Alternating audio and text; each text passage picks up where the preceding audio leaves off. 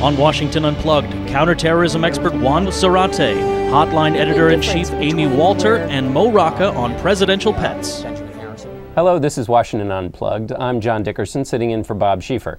Pirates still hold U.S. ship captain Richard Phillips. This morning, CBS News' David Martin broke the story that Phillips tried to escape, slipping into the water into the middle of the night. He was recaptured and the standoff continues. I'm here with Juan Zarate, a senior advisor for the Center for Strategic and International Studies and a top counterterrorism official in the Bush administration. So the standoff continues. What does the U.S. do? It looks in some senses like we're just sitting and watching. Well, it's not what's happening, but what you in essence have at this point is a hostage situation at sea. And it's difficult. What you have is an American citizen being held by what appears to be four Somali pirates, and the Navy and the FBI negotiators trying to find a way of negotiating a peaceful resolution of this.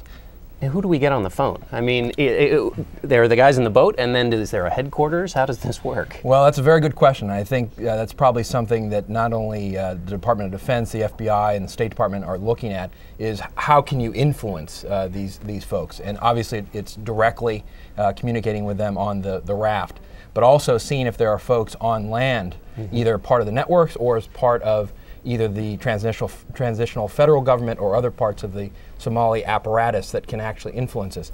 Very hard, though. These guys are far out at sea, and this seems to be an isolated theater. And in these situations, we may negotiate, but unlike others who've basically just given in to the pirates, the U.S. government isn't going to give in this case. So how does that change the dynamic? Well, this is complicating because the pirates have, in essence, made a complicated decision by taking a U.S. vessel and having a U.S. citizen, precisely the reason that you said. The U.S. does not offer concessions to hostage takers or kidnappers. And so you are likely not going to see from the USS Bainbridge a satchel of money being passed. That said, the U.S. government does not get in the way of private citizens making arrangements. It can't be illegal and it can't cross certain lines, but if the shipping company were to want to pay a ransom, the U.S. government may not be in a position to actually stop that. Wouldn't stand in the way. What could the government do? There have been a whole rash of these pirate attacks recently. Is there anything the U.S. government or any other government can do to go after the pirates where they are, keep these from happening in the first place? And that's, I think, the million-dollar question, because the real problem is on land. And the problem is the lawlessness in Somalia, and frankly, these networks growing in power and influence. So you have a piracy culture actually emerging along the coastlines in the north and on the east coast of Somalia, where you have these networks flourishing. They've made a lot of money. And presumably they're putting that money into faster boats, better GPS, all the equipment they need to keep it going. And weaponry is available. That environment in the Gulf of Aden in the north, and then the Indian Ocean, now in this case and others, is a target-rich environment. And these pirates are learning how to pick off these vessels. Part of what the U.S. government has tried to do is to work with the commercial maritime industry to put in place defensive measures. Because as we're seeing in this case, once the pirates have hold of a vessel or an individual, it becomes very difficult to resolve these. We've been working on a lot of on asymmetric threats since 9/11, the notion that a few people can do a lot of damage. Are a lot of those rules being put into play here, and does it still, in this case, show us where some of the weaknesses are in terms of our defense? I think absolutely, and I think one of the dangers of the piracy problem is not so much in the number of incidents, because if you look at the percentages are actually pretty low, which is part of the reason the commercial industry hasn't reacted more vigorously against it. But what you have are non-state actors, networks, actually flouting the international community. You have a flotilla of naval vessels from all over the world, literally, out there, and we're not able to stop it. And there's something problematic about that. I want to ask you a separate question, but also about these non-state actors. Director of CIA Leon Panetta announced that they're closing these so-called black prisons. There hasn't been anybody in them, but they're now shut. So what happens when we get a high-value target now in U.S. custody? Where does he go? It's a very good question. I can't get into classified discussions of that, and as we know from what President Bush said in September '06, there hasn't been anybody in those facilities since that decision to move the high-value detainees to Gitmo. Certain options have existed. Bagram, the Bagram facility in Afghanistan has been one. But you're still going to run into the same types of legal questions and problems and restrictions there as you have in Guantanamo. And so I think the new administration would likely look, in the case of bin Laden or Zawahiri, where there are actual indictments, where we have evidence, past crimes, the 98 embassy bombings, et cetera, they would likely probably look to standard courts. The problem there is if you need intelligence from these individuals based on ongoing threats, ongoing networks, ongoing plots, where do you put them and how do you get that information? That's a big question. Right. Okay. Juan Zarate, thank you very much. Thank you, John. You're watching Washington Unplugged on CBSNews.com. Back from his overseas trip, President Obama must turn his attention to domestic policy, including health care, energy, and education. Will he be able to sell his plans to Congress? I'm here with Amy Walter of the National Journal. Hello, Amy. Hello, John. I step back for a minute. Tell me about, there's a new Pew poll about partisanship, and this is the most partisan president we've had in 40 years, but put that in context. Yeah, and I think that's very important to see. You see that headline and you think, this can't be possible, right? He ran as a post-partisan candidate. He's reaching out to Republicans. And then you think, in comparison to, say, George W. Bush, after that campaign that obviously was so volatile and you had so many frustrations, especially on the part of Democrats, there's a 61-point difference between Democrats who say they support him and Republicans who say they support him. The big difference between where President Obama is and say George W. Bush, or let's even look at Bill Clinton, for example. Bill Clinton and Barack Obama have the same percentage of Republicans who say they approve of the job that they're doing. It's down in the mid-20s. The difference, and the reason the gap's bigger then, is not because Obama's doing worse with Republicans, is because he's doing better with Democrats. He's getting a bigger percentage of theirs. And this was a big part of the conversation in Washington this week, because Republicans are saying, wait a minute, you ran as a post-partisan guy, you're not doing it, because they want to set the table for this budget battle that's coming up. How will this affect the big movements on healthcare, on education, all of these big long-term priorities the president has? So I think a couple of things. The first is the fact that this president has an 88% approval rating from his own party says, especially to a lot of Democrats, okay, don't worry, you don't have to worry about the base as much, right? And the president doesn't have to worry as much about keeping his base happy because they're absolutely in love with what he's doing. And in fact, the support for him has only increased since he's gotten in office. The bigger issue that we keep looking at is where do independents go? And I think in this day and age, we know that, look, Republicans, if you identify as a Republican, you're going to vote for a Republican, and you probably aren't going to like whoever the Democrat is. If you're a Democrat, you're probably going to vote for a Democrat. You don't like who the Republican is. It's those independents who drive elections. And right now, they're giving Obama good numbers, but they're also very wary. Yeah. So they're looking very closely at, I think, what the results are. They want to give this president a chance.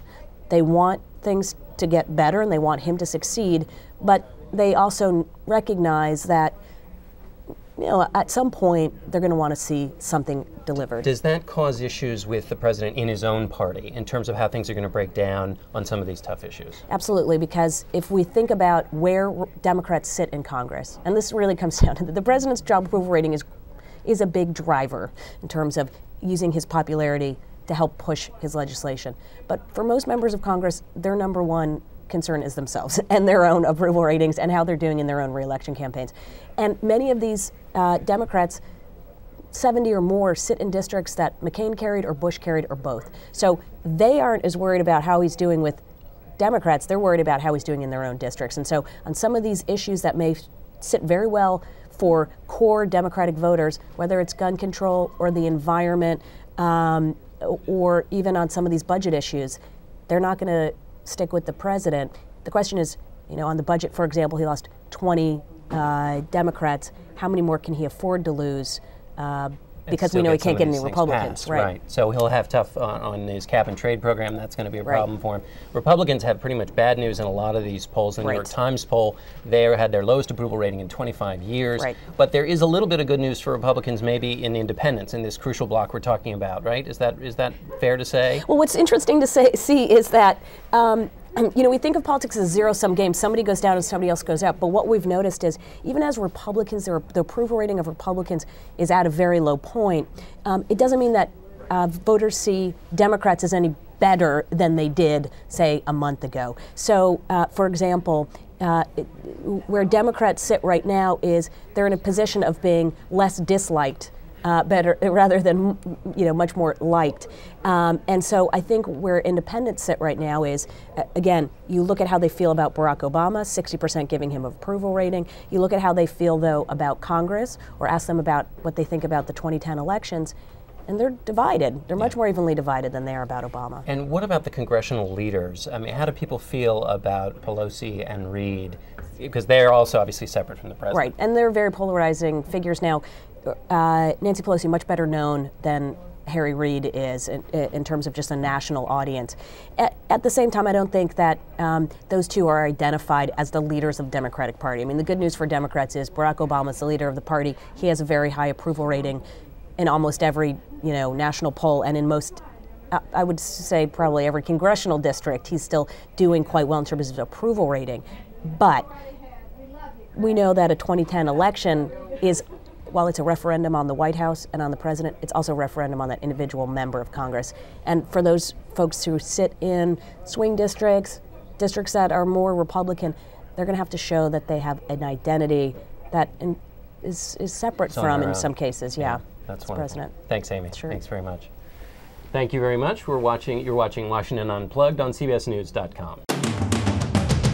Welcome back to Washington Unplugged. I'm here with Mo Rocca, who is the author of All the President's Pets, and we're going to talk about the pressing issue of the president's new dog. He said he would bring the dog, have a decision on the dog after he returned from the G20.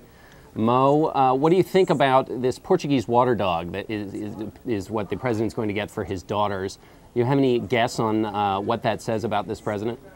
Well, it's an extremely friendly dog. It's a very soft dog. It is hypoallergenic, and we've heard over and over again that first daughter, Malia, has a dog allergy. Of course, no dog can be completely hypoallergenic. She's going to need to spend some time with this Portuguese water dog, with this PWD, an acronym we're going to be hearing a lot these days. And apparently the PWD did make a visit to the White House already.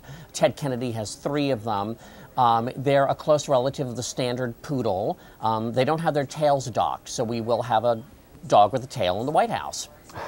And there's a story that President Bush tells about when Vladimir Putin met his little dog Barney, and said it looked like a Monopoly piece. Then when Putin hosted Bush over in Russia, he showed his enormous hound to him and thought this was a sort of view of the differences between the way the two of them saw statecraft. Yes, and Bush looked into the eyes of the hound and saw Lassie. What do we know? In your book, you talk about pets throughout presidential history. Link up some former pets and their presidents and what they tell us about those presidents.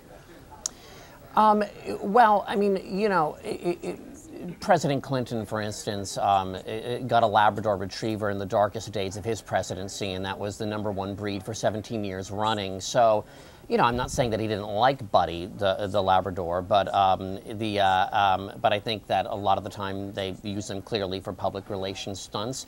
I was kind of hoping that Obama would go out of the box and make like one of our pre-World War II presidents and get a different kind of pet. I was pushing for a vicuña. Everybody remembers Dwight Eisenhower's chief of staff, Sherman Adams, and the scandal over the gift of a vicuña coat from a lobbyist, and that really tarred the name of the vicuña for a long time. I thought this would be a nice time to bring that back, and vicuñas are extremely soft. They're a relative of the alpaca. They only have to be shorn every 3 years. They produce about 1 pound of wool for each of those years and make beautiful coats. So it would be like the White House garden, where you'd actually be able to produce something that would then be useful for the president. Exactly. And with that in mind, I was thinking of Lincoln's goats, Nanny and Nanko, and some working animals because of the economic crisis we find ourselves in. And goats are hypoallergenic.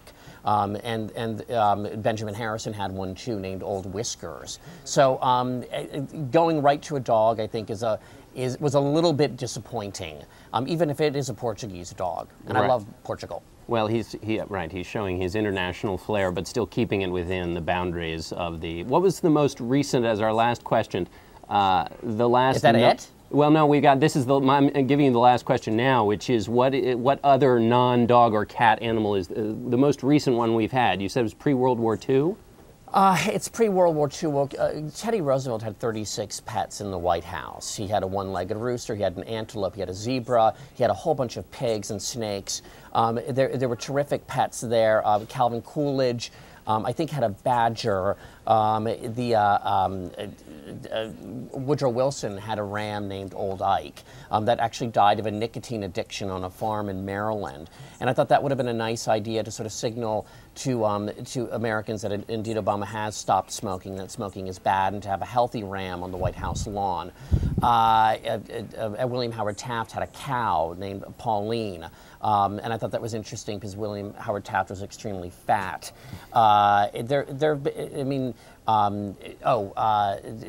Lincoln, in addition to the goats, and a dog. By the way, Lincoln's dog is the first photographed presidential pet.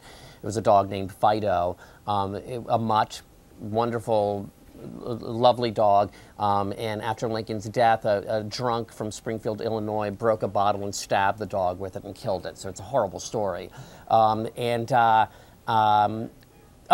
just been a lot. Martin Van Buren had tiger cubs from the Sultan of Oman. Well, that list is going to have to wrap it up for us. Thank you, Mo Rocca, the author of All the President's Pets, for giving us a little insight, and we'll know hopefully soon enough what the president gets. Well, thanks, John, and I really hope that they consider Vicuña because, there's still time. Maybe as the second pet. Yeah. The second first pet. The Incans considered them royalty. Thanks, Mo. Thanks.